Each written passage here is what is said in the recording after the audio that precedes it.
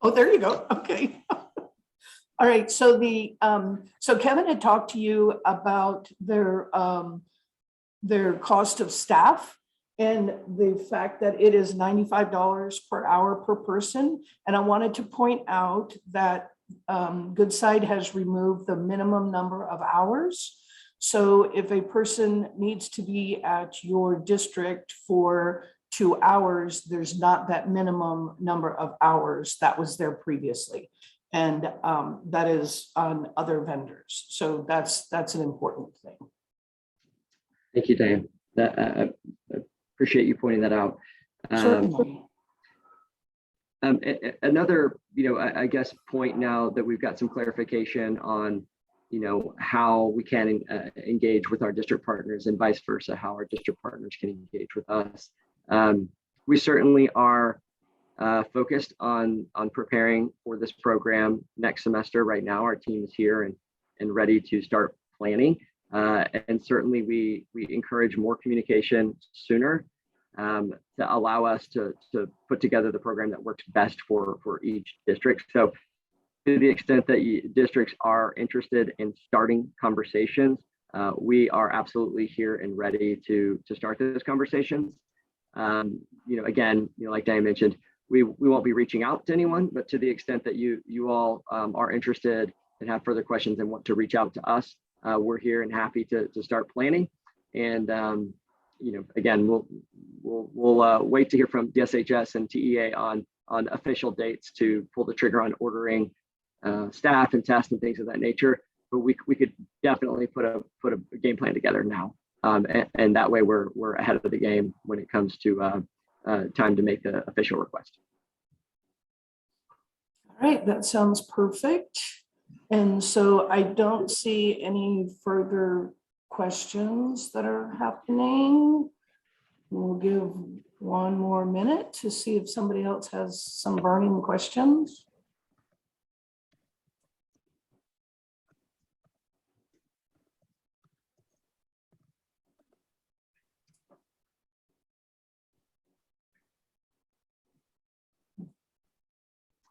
Diane, I don't know if this is something that has been communicated to all the districts, but if we have districts on here, has there been a lot of talk about making sure there's a number of districts that were on, kind of the blue line status and just kind of working through how they can get to a point where they can place the necessary orders for tests or staff, things of that nature. Has that been communicated? Is that worth touching on now, so that we did receive a lot of that last semester where we had districts asking us to go perform services and sell them tests, but unfortunately we couldn't sell to them or engage with them because they weren't in a status that they were ready to, or that they had done all the things that the state required them to do in order to make that request. So has that been communicated on, how do districts know if they're in the blue line status? How do they get out of it? Things of that nature, because that at least from a vendor, from our perspective as a partner, that was the biggest hurdle. We had a lot of districts we could have served,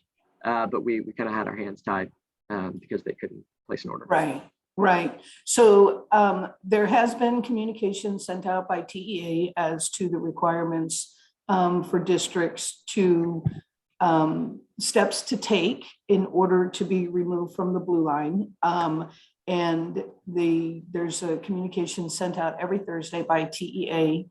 And so if school districts haven't seen that, and they're now doing it every other week, so it's not every Thursday.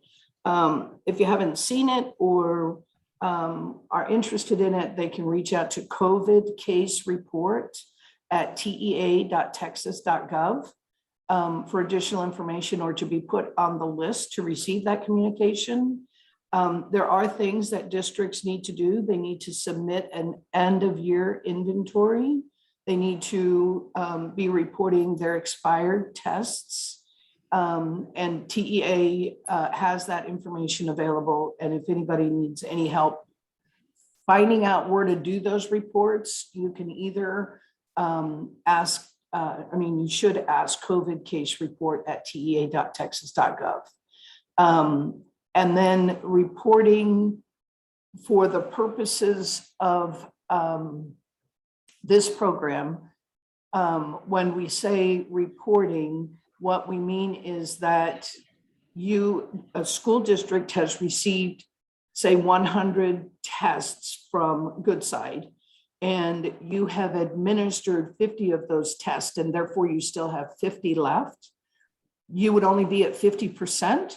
And therefore we say, well, you don't need to order any additional vaccine because you still have 50 left. I mean, not vaccine, tests, and because you still have 50 left. And until you get to that 80%, and then you would be able to order more. And what we're finding a lot of times is that tests were administered and not recorded in the system that Goodside Health provides to you. There, I believe it's called FormStack, right? Or you may have changed the name. It's called Pond, but that's not a big deal what it's called. Oh, okay. And it may be that you haven't recorded them in the system, or you had a test that you dropped on the floor and it's contaminated. And so you haven't reported that as an exception or an excluded test. And so we need to make sure that the numbers add up. If you received 100, then we should expect to see that you either administered 80, or that you expired some of them, or that some of them were ruined for whatever reason, to equal that 80%. So COVID case report can help you with that.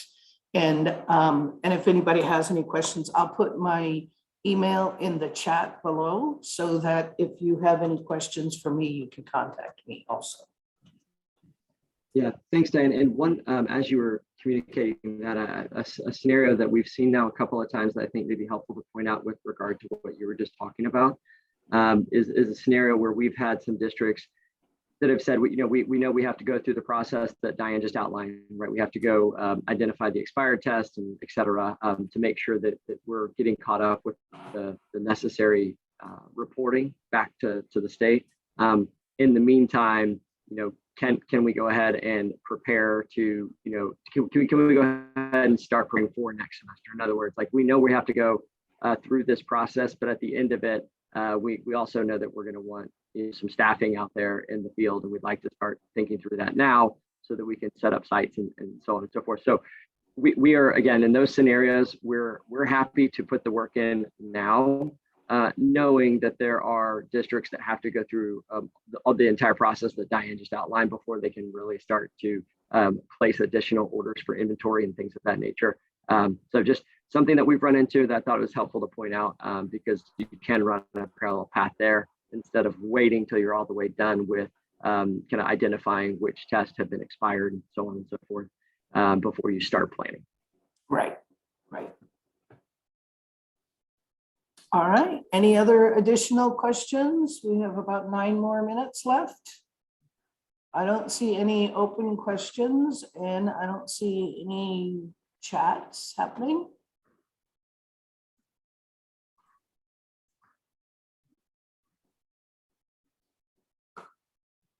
All right, Cecily and Kevin, thank you so much for doing your presentation today. I really appreciate it.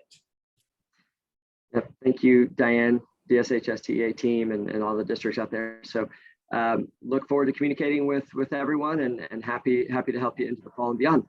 Everyone have a great summer. Thank you so much. Thank you so much. Have a great day. Thank you. All right. Bye-bye. Bye.